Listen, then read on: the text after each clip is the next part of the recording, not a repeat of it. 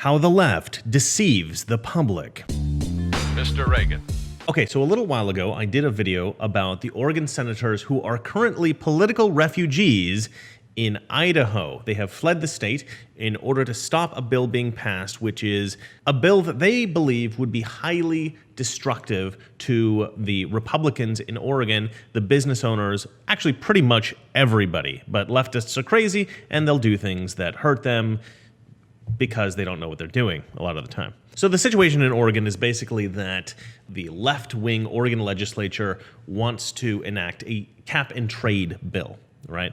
This cap-and-trade bill, it's going to essentially make it a lot more expensive to conduct business in Oregon for some industries, right? For some businesses, factories that produce a significant amount of carbon dioxide, stuff like that. So you got the situation where the Democrats are the majority, and they're dictating all the laws for everybody. And the Republicans who are in the minority are basically subject to whatever whims the leftists want. And in this particular case, there's no real benefit that the left is getting from enacting this kind of legislation, except that they can feel like they've done something historic, what they refer to as historic legislation. They feel like they're going to do something that's going to get them in the history books, and that to them is worth devastating the lives of people, destroying their livelihood, destroying their jobs, destroying their businesses. They're fine with that as long as they can get their name in the history books. So the few senators that exist in the Oregon legislature knew that the only way to stop this bill from getting passed is to actually just not show up to work. So they left, and the police were told by the governor to go after them, which I think is very much a fascist tactic. Okay, go arrest those rogue politicians and bring them to me at gunpoint. Now, what's interesting about this is the Democrats claim to be the party that supports minorities, right? So if you are a minority in America and you don't have the same rights as the majority, you need to be protected, because there is a tendency for majorities to enact laws that benefit them and are inconsiderate of the suffering of minorities. That's typical of most human behavior, right? In most societies. In America, we have railed against this phenomenon pretty, I think, effectively, right? So we have special rights for ethnic minorities, Black, Hispanic, religious minorities. We have special laws for LGBT people. Anybody who's in any kind of minority gets protected status a lot of the time. Even women, who make up, I think, over 50% of the population, are considered to have special status in America in certain cases. But in Oregon, where I think that the minority that is suffering the most currently is the political affiliation, right? Being a Republican, being a conservative, has made them the most, I think, oppressed minority in Oregon currently. Black people in Oregon aren't oppressed. Homosexuals in Oregon aren't oppressed. There's no sort of traditional minority group, oppressed minority group, what the leftists would claim to be an oppressed minority, that is legitimately an oppressed minority in Oregon currently. But the Democrats don't seem to care at all about this particular minority. Protecting their rights is irrelevant, because to them, they're the bad guys, right? The Republicans are the bad guys, or they're ignorant. They're some kind of hick farmer. Their opinion doesn't matter. Their ideas don't matter. Our ideas are the best. Our ideas matter. So anyway, I did that video. I think it was a fair characterization of what was going on. But this is how the left has presented it. I want to show you how the left is presenting this same issue, right? So you can get a comparison. Allow me to jump in here for a second to plug my Twitter and my Instagram. I've really upped my Twitter game lately, so if you're on there, make sure you find me. I'm at Mr. Reagan USA. So go to Twitter right now if you can and follow that. That's a big priority for me at the moment. The Instagram is more for funny memes, stuff like that. So if you like that sort of thing and you're on Instagram, follow me there. But the Twitter is the main thing for me at the moment. Also, I've got a podcast now, all the same stuff as the YouTube show, but without my face, which is, let's be honest, sometimes better. Skippity-doo-dah, skippity-day. My oh my, how I know you want to skip this next part, but please don't, because I really love the company I'm about to talk about, and I want to help you safeguard your money, because markets cycle. We know this, and we're on a high right now. And what increases in value as the economy turns down? Gold. Look at this chart. This is the S&P 500 going way back to 1996. And as you can see, since 2009, the stock market has been on a roll. But all rolls come to an end. And this is true. Markets are cyclical. We've been on an incredible upturn. Any way you look at it, the market is top heavy. So if you're relying on your IRA or 401k to see you through retirement, you may have a problem. The question you have to ask is, do you have an alternative lined up? If somebody lets loose with an automatic rifle, you don't stick around. You get out of the way, quick. Noble Gold is putting this out there as a heads up. You might want to speak to one of them about finding a place of safety for your money. Talk to them today for 5 minutes and see if you can bulletproof your hard-earned savings before it's too late. Call 877-646-5347 and get protected with a gold or silver IRA today. Call 877-646-5347 and get protected, or get the free gold and silver guide below that will answer all your questions. The guide and the information are free, so don't wait. We now return you to your regularly scheduled programming. This is Vice, HBO Vice. I guess HBO maybe bought Vice or something, which I've seen that before, but I never really thought about it. I guess Vice is now an HBO company. Anyway, Vice News Tonight.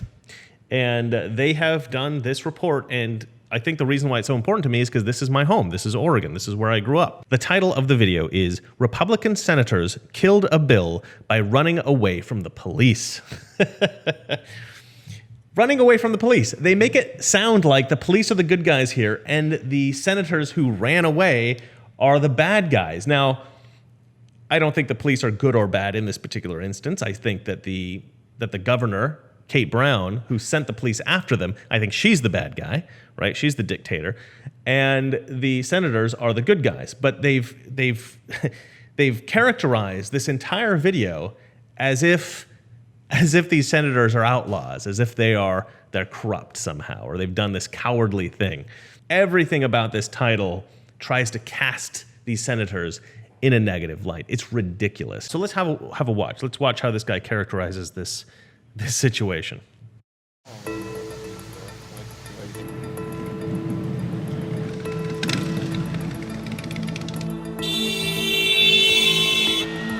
This is the story of how a bill dies without anybody ever voting on it.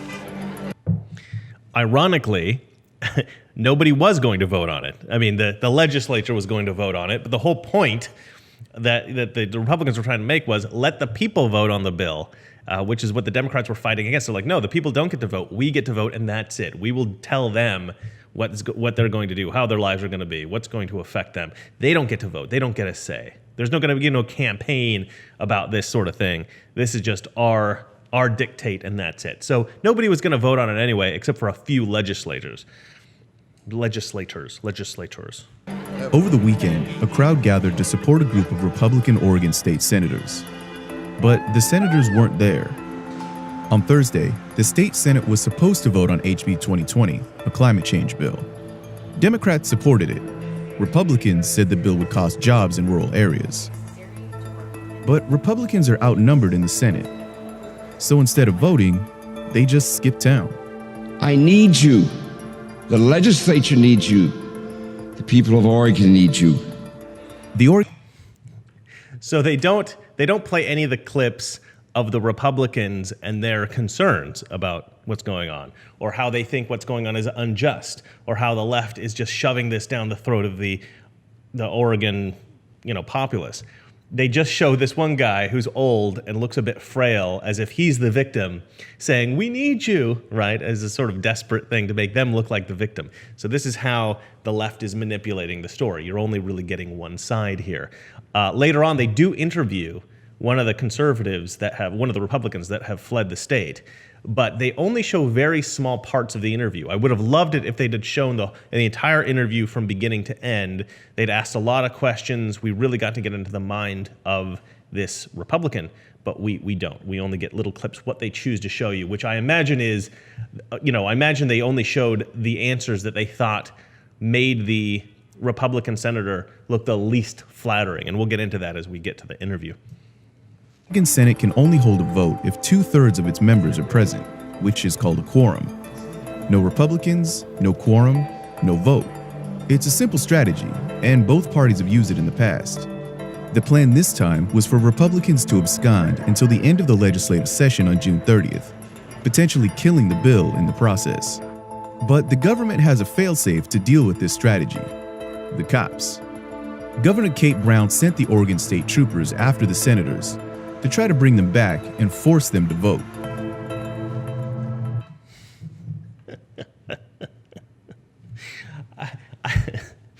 I love the Saturday morning children's show voice that he uses to discuss this fascist tactic. He says, but Oregon has a failsafe. They're going to send the cops out to go get the absent Republican politicians and bring them back so that they can vote.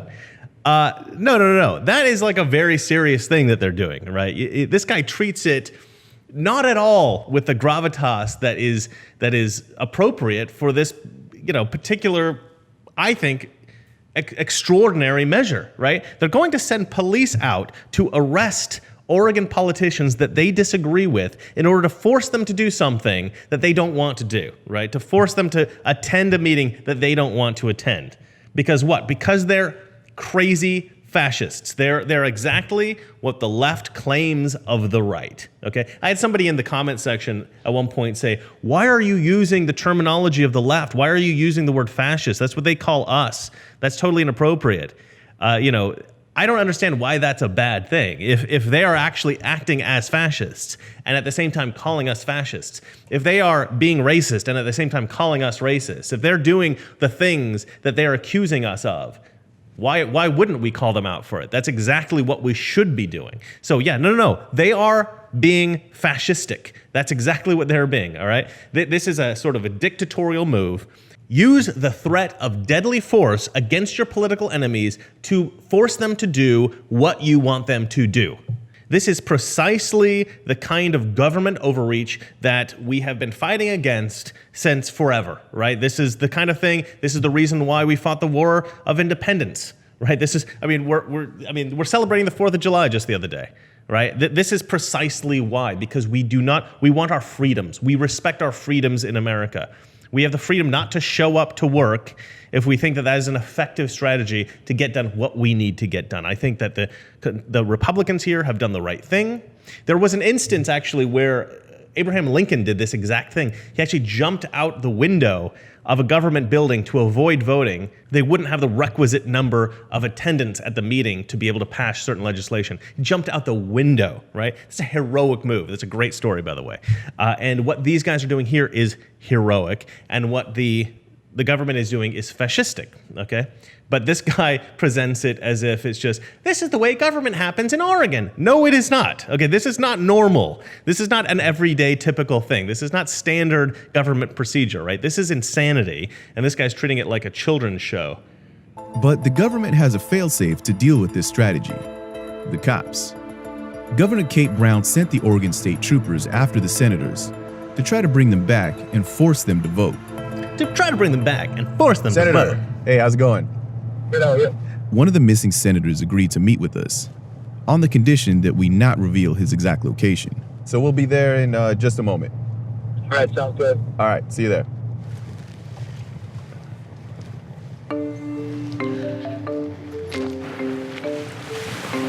All right, Idaho. Beautiful state, by the way, Idaho. Okay. All right, we're going this way. Going this way, okay.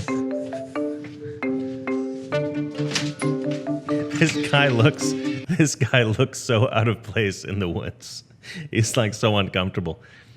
I was wondering what happened to Kid and Play, and apparently, I think, what is it? Is it Kid or is it Play that had the... You kids out there, you won't know what I'm talking about. In fact, I think they were popular for like 1 year in the early 90s, so almost no one will know what I'm talking about. So this is it. This is the hideout. This is where I'm living. It's a humble little place and right on the lake here. Yo, is that a police boat? Yeah. Okay, they talk a little bit about, are the police after you? Are you worried? Blah, blah, blah, blah, blah. In the Northwest, in a cabin. Is that all you can tell me? Well, I can tell you it's in Idaho. Okay. Yeah. All right, so we're making some progress. Okay. Yeah. If the Idaho State Police decide to cooperate with Oregon State Police, and they come over here and they say, hey, you gotta go, what happens?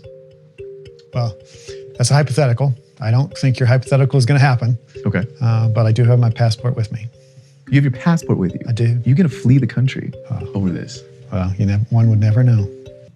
I actually think that's a fair question, and I think it's a great answer. He's like, look, if the Idaho police come after me, I'm going to Canada. I presume he's going to Canada because it's like Idaho's right there. And You can just skip the country. I love that. I love these Republicans in Oregon. Oh my! I'm so happy that they are representing my state. It's a shame that they're in the minority up there and nobody cares about them, which is again ironic. But I love these guys. I love these guys.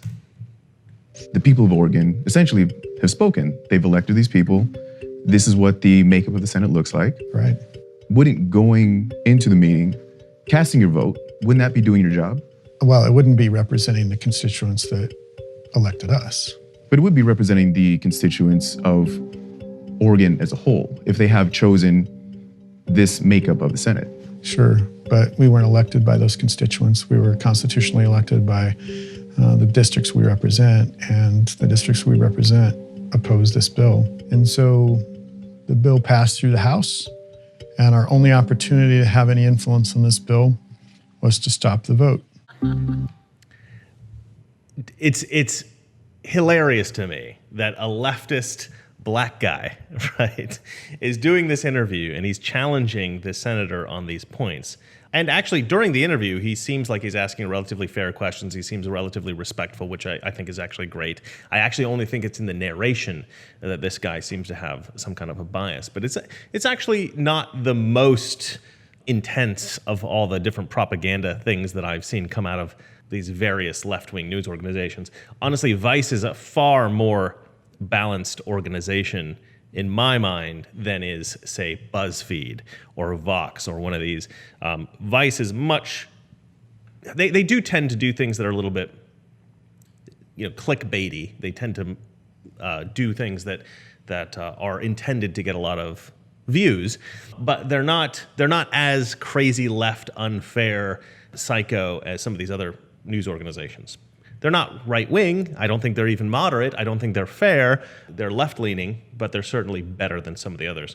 But to me, it's funny that this guy, who I presume, fights for the rights of other kinds of minorities, is doing a story on this particular incident where conservatives are the minority.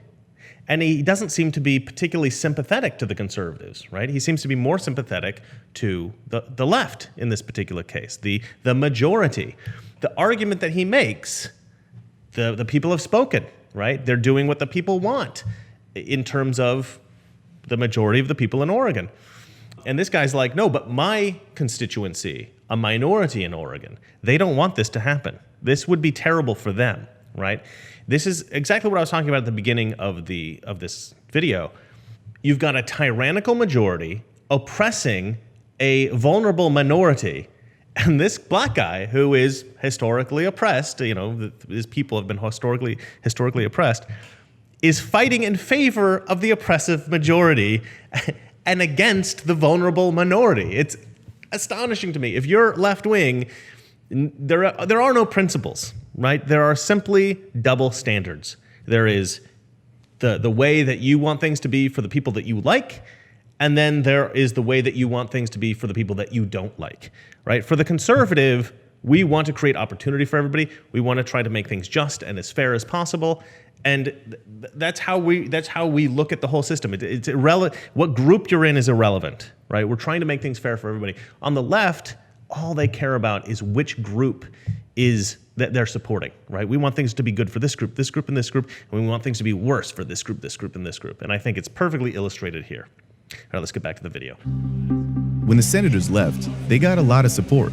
Some of that came from far-right militia groups. And police asked for the Capitol building to be closed on Saturday due to a potential threat.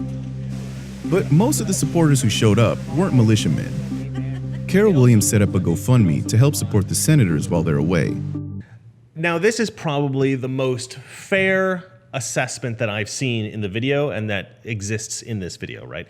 He says that they closed down the state government because of threats that they got, or they felt uncomfortable or unsafe or something like that, because they heard that some militias were going to protest the Senate or something like that. Well, turns out that it wasn't militia groups. It was just sort of regular conservative citizens, and they obviously overreacted.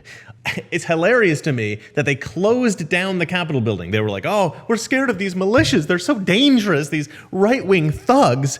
But they're literally using the force of the government, the full force of the government, to go out and use the threat of violence, the police, to go out and round up their political enemies, to drag them to the Capitol building so that they can hold this vote, right? They're perfectly willing to use force themselves, but when they suspect that maybe there's a militia group that might show up, oh, then they've got to close down the government.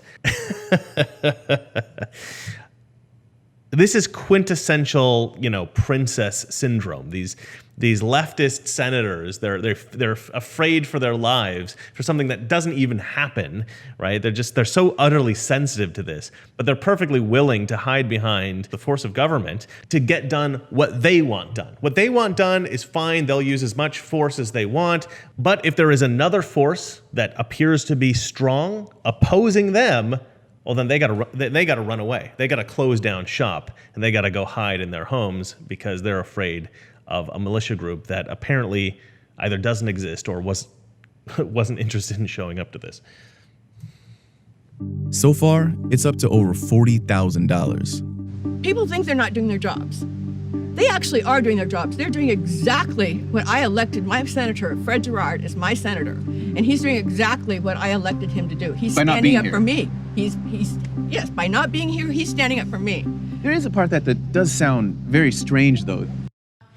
It actually doesn't sound very strange. He's just saying that because he wants to make her sound silly.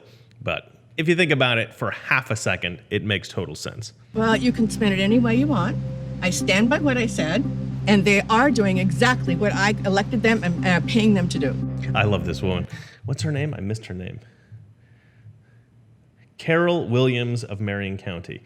Actually, that's the county that I grew up in.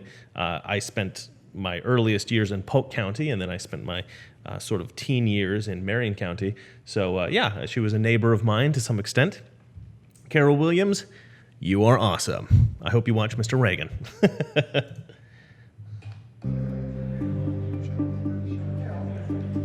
Senator Manning is an Army veteran who was appointed to the Oregon Senate 3 years ago. He was not amused by his missing colleagues. I've had bills that I want to get through that didn't make it. I didn't pull up stakes and said, okay, well, I'm not coming in to help with a quorum or anything. I'm going to take my ball and go home. I didn't do that. No, of course he didn't do that. Because there's probably never been an instance in which doing that would have had any effect on the outcome of the vote, right? They have, in this particular case, there was an instance in which not showing up to work had huge ramifications, right? And so they did that. They didn't show up to work, right? That's the action that they took in order to affect what change they wanted to see made, right? This guy's saying that he's never done that, right? He's saying that this is irresponsible, or so he's kind of trying to characterize it as something negative. I guarantee if there had been an instance where he could have made some forward progress on something that he wanted done, or he could have stopped something happened he didn't want done by not showing up to work, he would have not shown up to work, right? He's never been put in that position, so he's never done it, but he's acting like he's somehow the better man because he's not done this. Yeah, you've never been in a position where doing that would have benefited you. Okay, so you don't even know what you would have done. I would bet $1 million that he would absolutely do the same thing if it was in his best interest. All right, let's keep watching. Because the people of Oregon deserves better. Republican senators who are gone right now, for them, this is a political protest. You can protest on the floor. That's why we had debate. You don't have to run and hide. It's funny because that's exactly what you did. As soon as you heard that this militia group was coming, you ran and you hid. Yeah, so don't pretend like it's like cowardly. They're not running and hiding. They're political refugees at this point, right? You're hunting them down with the full force of the police. If you're not running and hiding, you're an idiot. Even Rambo runs and hides from the police when the full force of the police of a particular region is after you. And by the way, Rambo took place in Oregon. So there. I don't know what the relevance of that is, but whatever. Anyway. The Republican senators who left, they've said, we want to put this vote to the people.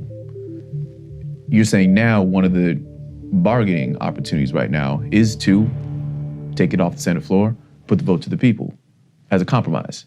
That's what I'm saying. It sounds like they won. It does sound like they won, but then the message is clear. They are willing to jeopardize your entire livelihood. They're willing to defund schools, social and medical program, highway construction, highway projects. They're willing to defund all of this under the guise that is one bill. Exactly. They won. That's awesome. First of all, they won. They won. It's like the best thing ever. First of all, their tactic won. So what they did was a brilliant idea. It was effective, and they won. That's the first thing that we have to establish here. Secondly, yeah, they are willing to sacrifice certain things. I don't know about your livelihood. I don't know what the hell that is supposed to be. They're not willing to sacrifice people's livelihood. They're trying to protect people's livelihoods, okay? What they're willing to do is sacrifice government funding for a short time in order to get done what they want done, right? To protect people. They're obviously passionate about this. This is something that all of them have agreed. This is so important that they actually have to take drastic action. They didn't do this for any other bill. They didn't do this for anything else that the legislation was passing, right? Because in Oregon, they have this super duper majority, right? Super majority in the House, super majority in the Senate, and they have the governorship. So they can basically pass any laws that they want. So these Republican senators have really only one option if they want to stop any votes from happening, right? They have to leave. They have to not show up to work. But they obviously haven't done this yet until it came to this cap and trade bill, because it was going to be so devastating to so many people. So obviously this is something that they were very passionate about, something they needed to stand up for. Okay, so this wasn't just like, oh, we're willing to willy-nilly sacrifice, whatever for a whim, for just like something that we don't agree with. No, it was something that was important. It was something that they needed to do in order to protect the livelihoods of many, many, many people from Oregon. All right, let's watch the last bit here. Let's say you get exactly what you want. You're able to stop the vote and you get what you want. If this is really successful, are you worried that this might set a bad precedent for people just, oh, hey, other senators in other states, we can just leave? This is a pretty good tactic. Well, they have. But then it happens more. Yeah, I don't know that it'll happen more because it's not that easy to do. And it's very rare that you have a caucus that's unified enough to do it. What if people start making that decision more often? Yeah, I don't think they will, but.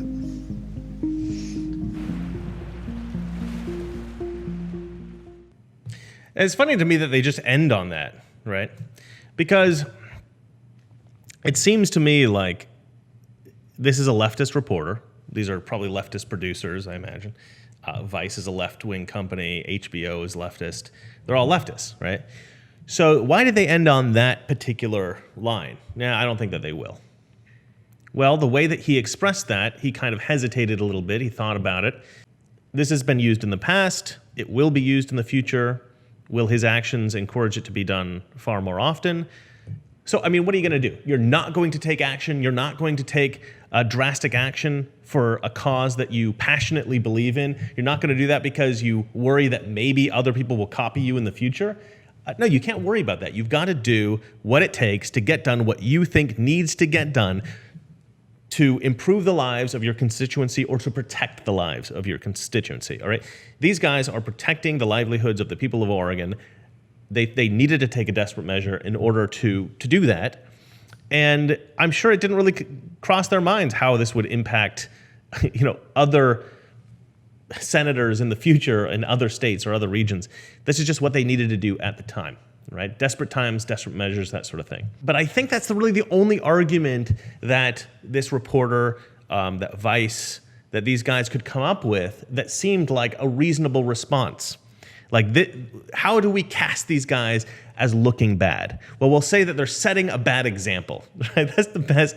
Okay, Senator Tim Knope had a great response to this, right? He said, you have to have a unified, what did he say, coalition, right? You need to have a unified coalition. Everybody's got to be on the same page. So you got to be in a situation where every Republican or every Democrat or whoever's in the minority in the particular legislature, they have to all agree to take the same desperate action together, right? This is an extreme thing to do. So it has to be some kind of policy proposal that's so dramatic or so radical that everybody is willing to take this drastic action to oppose it. And that's a very good point. So this is not going to be done often because it's something that's only going to be done when really drastic action has to be taken and it's all agreed upon by everybody involved, right? All of the dissenting voices have agreed this drastic action has to be taken, or enough of them so that they can stop the vote, right? But I believe that the reason why they ended on that is because it was the best way to try to make Tim Nope look bad. I suspect that there was probably a good hour or two of interview footage. They probably interviewed him for a very long time. This entire video is 7 minutes and 28 seconds long. It's certainly not long enough to get a good idea of everything that Tim Nope said, and only a very small percentage of it is his interview. So they carefully extracted the bits that they wanted, which I think were probably the bits that made him look the worst. Now, I don't think Tim Nope looked bad in this video, and I suspect that's because he just didn't say anything in the interview that made him look bad. But still, with their careful editing, they probably tried to make him look as bad as possible. But I think he still came across looking fine. I mean, he's doing what he believes, and I think he's doing a good thing. But it is strange that they just end with him saying that. So I suspect that they believe that what he said made him look bad. I don't think it actually does. I think probably the best thing that this reporter did in this video is to acknowledge that the protesters that were outside the Capitol were actually normal, everyday folks who just cared about this issue. And I think his interview with Carol Williams was fantastic. I think she came across as very reasonable, passionate, political, but very reasonable.